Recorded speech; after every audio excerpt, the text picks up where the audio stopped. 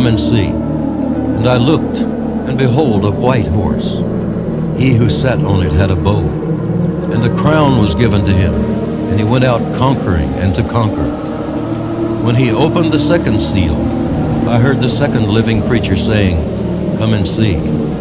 Another horse, fiery red, went out, and it was granted to the one who sat on it to take peace from the earth, and that people should kill one another.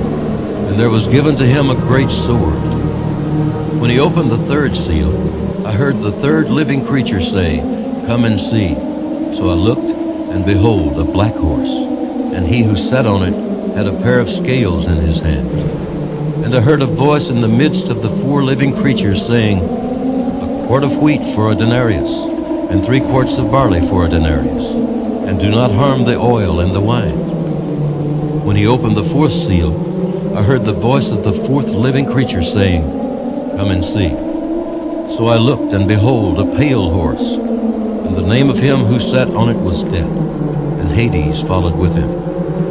And power was given to them over a fourth of the earth, to kill with sword, with hunger, with death, and by the beasts of the earth. When he opened the fifth seal, I saw under the altar the souls of those who had been slain for the word of God and for the testimony which they held.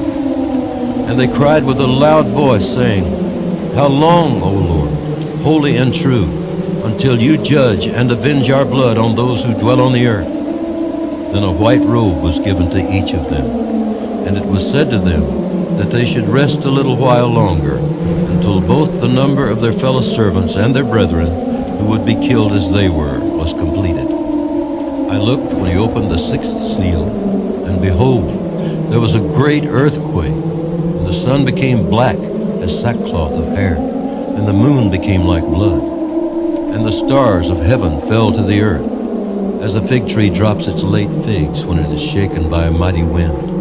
Then the sky receded as a scroll when it is rolled up, and every mountain and island was moved out of its place. And the kings of the earth, the great men, the rich men, the commanders, the mighty men, every slave and every free man, hid themselves in the caves and in the rocks of the mountains, and said to the mountains and rocks, "Fall on us and hide us from the face of him who sits on the throne and from the wrath of the Lamb. For the great day of his wrath has come, and who is able to stand?"